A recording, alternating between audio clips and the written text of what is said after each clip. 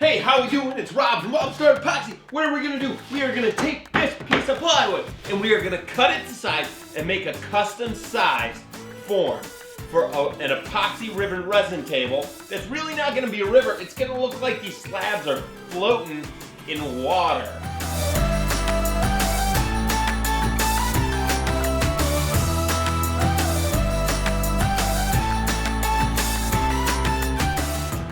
How do we do that? This thing's gonna be 42 by 90 inches. And the way that I'm gonna go about it, I've got a sheet of 3/4 inch plywood here. I'm gonna make it at least 1.5 inches wider on each dimension. So I'm gonna look at like 43.5 by 91.5, and that'll compensate for the walls being vertical on it and sitting on top of this 3/4 inch form. But what I'm also gonna do is I'm gonna add another 1/2 inch to each side, because I know every time I build one of these tables that the pour is a little bit larger, like the epoxy gets on the sides of the slab, on all of the sides of the slab. And so what I want to make sure is that when I trim up the table, it winds up being that perfect 42 by 90 inches. So I compensate for the thickness of the walls of the form that I'm going to build, plus I add another 1/2 inch on each dimension of it to make sure that the final table is the perfect size for my customers or for the project. So the process to build the form: cut the form to size, build the walls, seal the walls. When I screw the walls together, I'm going to use silicone caulk to make sure, as kind of glue, as an adhesive, but also to ensure that all of the seams around the form itself are sealed. Then I'm going to turn around and tape the form with some sheathing tape, either this beautiful red tape or this beautiful white tape.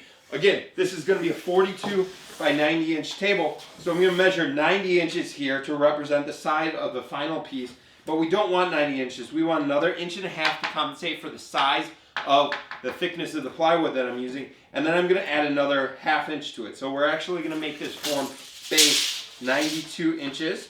We're going to cut it at 92 inches. This way.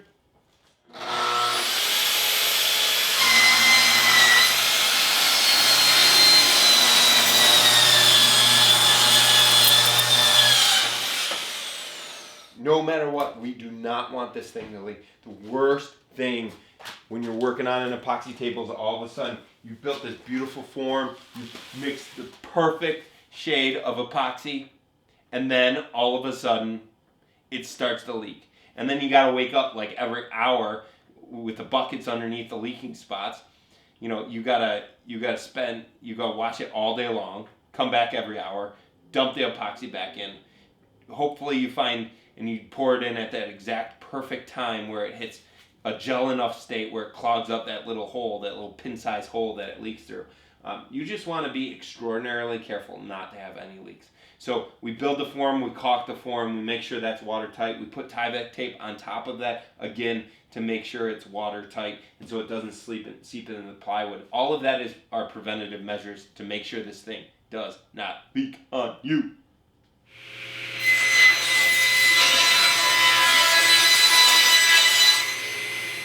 So remember how I mentioned I cut these a little longer than I needed? The reason why is because then I don't have to make sure it's a perfect fit, right? Reason being is I'm just going to hang it off the end and kind of make like a star pattern with it. I'm going to rotate which corner is hanging off the end and go from there. Again, I like to keep it off the form so it doesn't leak. Put a little bead of caulk on there, set it down. You know, remember how I cut this, right? I cut this almost perfect size, so I'm just going to get this right to the edge. Right to the edge. Grab a pinch of screws. Do the first one, then do the last. First one, middle one, then last one. Just to make sure.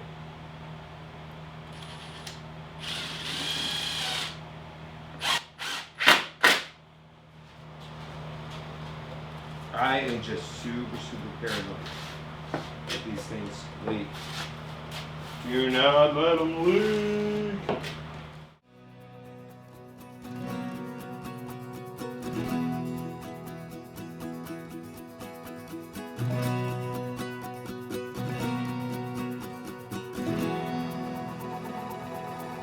Sometimes it takes a few rounds of measurement so that I can get the right arrangement or the organization of the slabs in the form. I use the form typically to help me because on the slabs, they're not square. Nothing's square on the slabs. So I make some estimates about where I'm going to cut them on the slabs, and then I use the form to assist me to get the right cuts on the slabs.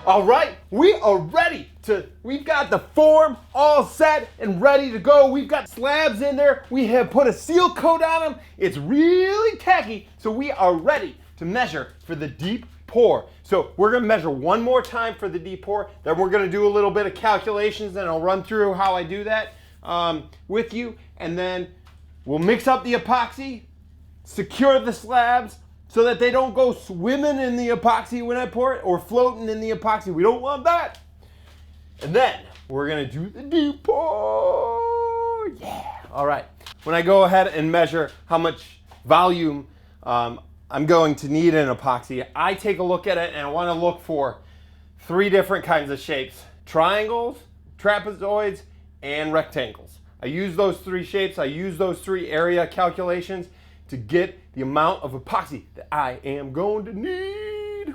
All right, so for instance, I've got a little section here that just kind of looks like I'm gonna overestimate, of course, because we wanna have more epoxy. We wanna have a little bit of extra epoxy. Not a lot of extra, just a little bit, so I'm gonna over exaggerate. So this section right here, I'm gonna see as a triangle, so I'm gonna measure just the length and the width of it.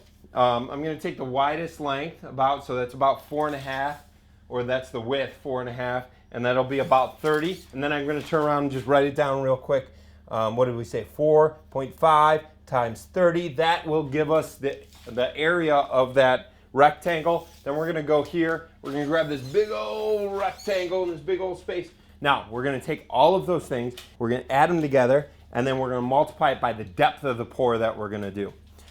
And that gives me about 1,072.5 square inches. That's just the top surface. We want to go to the right depth as well. So what we're going to do is we're going to measure the depth. It's going to be 2 inches, but just in case you didn't have that set up, put your tape measure in, get the depth that you're going to go. We're going to go for a full 2 inches on this pour. So we need to multiply that by 2 for the depth of the pour, and we're going to wind up getting the volume that we're going to need to get for this project. So times 2, that would be just a real quick, that'd be 2,140 cubic inches, okay? So now we're gonna have to go from cubic inches to ounces, okay, or to gallons, if you wanna work it that way. I like to go from to gallons, so there's 2 ways to do it. I prefer to go straight to Google on this one. I think area and volume are easy to memorize, relatively easy in quotes, of course. But to get from cubic inches to ounces, or cubic inches to liters, or cubic inches to gallons, I think it's just easier and just significantly faster to just kind of Google that, and we'll get a conversion. We're going to go cubic inches to US fluid ounces, and that is going to give us 1,185 fluid ounces. Okay, so that's the amount of deep pour we need, 1,185 cubic ounces. So when you buy our deep pour, it's going to come in like full gallon containers, 3-gallon sets, 6-gallon sets, 9-gallon sets, those types of things. So it's almost easier to convert that into gallons first and see how much is left over. Because right now I have 2 boxes of 3-gallon pour down below. I'm all set for that. If I just dump those in, I'm going to wind up getting 6 gallons. I think I'm right about at 6 gallons, but let's see. So I'm going to turn around and convert this into gallons. So we're gonna 1185 ounces is going to be 7.7 gallons of deep pour. Okay, so I know I'm gonna get 6 from those 2 big boxes. Okay, so I need 1.7 gallons left over from some other containers, and I've got some that were previously open.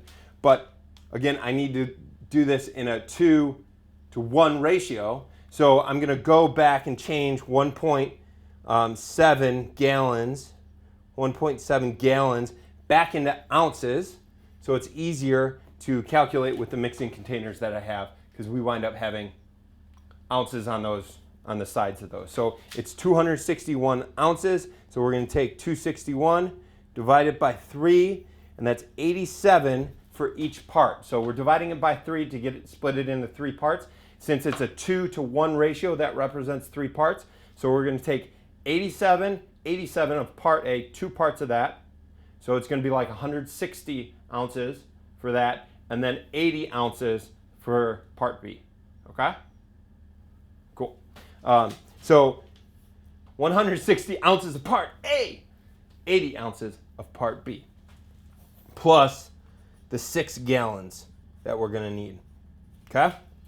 All right, so let's get measuring. Let's get measuring and mixing. Let it pour. Remember, I'm doing like 7.7 gallons here, right? Like that's what I'm going to end up doing. 7.7 gallons pour. In order to do that as well, what I want to do is I want to mix 3 in one, 3 in the other, because I want to try to keep the ratio perfect between the two. Mix out those streaks. We don't want to overmix though. We don't want to whip it, remember? We don't want to whip it. It's a little cloudy right now, but that's okay. It's going to clear right on up once I start mixing it. Look at that. Boom. Nice and clear.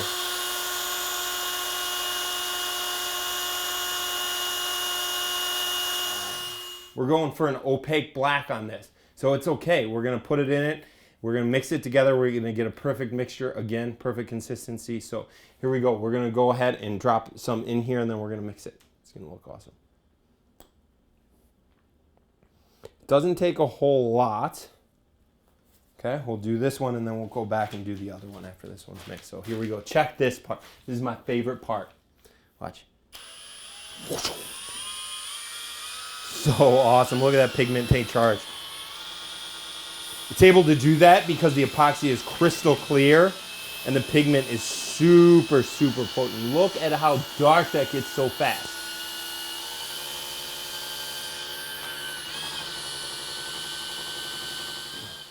This is the best part. Watch, watch, watch, watch. Whoosh. Yes, boom. That pigment is super, super potent, super, super strong. It's important to get high quality liquid pigments, high quality mica powders. Take a look at our website to find those.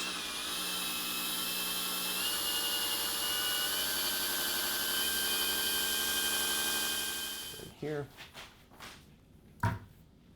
Why do we do this? Why do we do this? We do this so that just in case the slabs want to float on us after we pour it, right? The slabs are buoyant in general. So when we pour a liquid in here, they're going to want to float and come off the bottom of the form. We want them to stay on the bottom of the form because the last thing we want is a whole bunch of epoxy going underneath them, and then we're going to have to shave that off to make sure the bottom is really nice on the table too. So we're going to do this. Now we're going to take our clamps. We are almost ready for the pour. Gosh, I love this part that's about to happen. The more time you spend, the more careful you are on the prep work, the better this pour becomes, and the easier it is to finish the final piece. So be really, really careful. And I get slabs, where I get my slabs they come really, really level and flat with not many bows at all in them. And so oftentimes I feel like I don't even have to clamp them down because they're just that level and flat. But again, the boards might float on you, so make sure to secure it. So here we go. This is the exciting part, friends. Time for the deep pour. 7.7, almost 7.7 gallons of deep pour Upstart Epoxy Deep Pour. Here we go.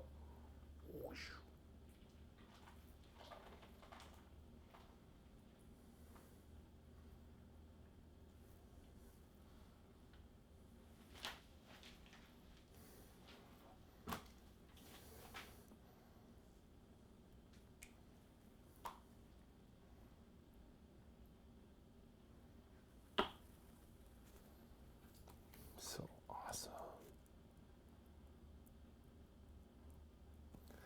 And that's only half of it. Time for the next round.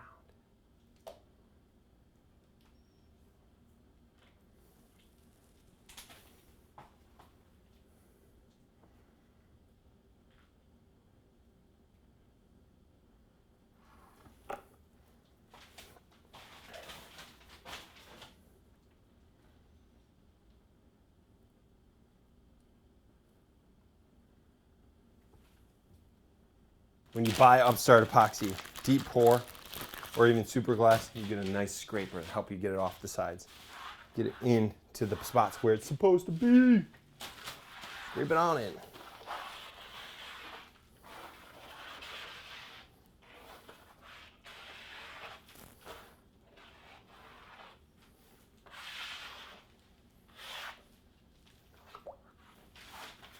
It's going to self-level.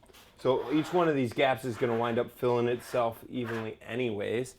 Although sometimes when there's different like spots and I want to make sure that I fill them evenly, I do have a ruler that I use to kind of just test the depth of the pour to make sure that I poured it to the correct, the correct depth on each one of the sections. Make sure they match, right? Cool. I like to take my trowel and leave it on the edge just in case there's some splits or some checks in the slabs that don't get filled right away. Or in case the epoxy kind of seeps underneath the slabs, and again, then they look like they're not filled. So I like to leave my trowel on there at least for a few hours, maybe overnight, just in case I need to come back here and kind of put some more epoxy in those spots. But other than that, we are ready to kind of let some of the air bubbles release and then come back with a heat gun to pop those air bubbles. And then we set it and we forget it, we rest. We know that we built the form really well. We poured it up to 2 inches, less than 2 inches deep. And we know that this Upstart epoxy isn't gonna overheat because we mixed it perfectly. We've seal coated the slabs, ready to go. The finishing part is awesome. We're about to do that pretty soon.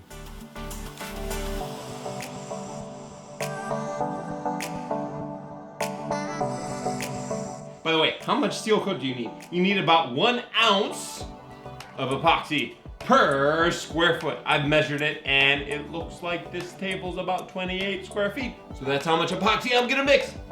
14 ounces, part A, 14 ounces, part B. Let's do this for the seal coat. Things I was about to show fancy.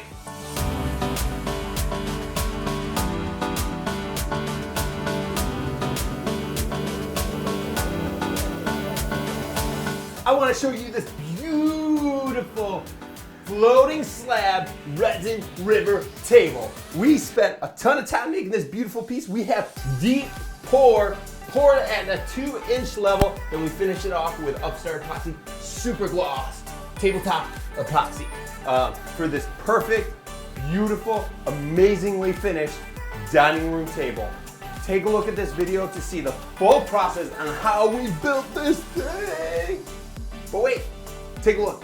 We gotta get some awesome legs on it. Take a look at the bees on the bottom of this leg.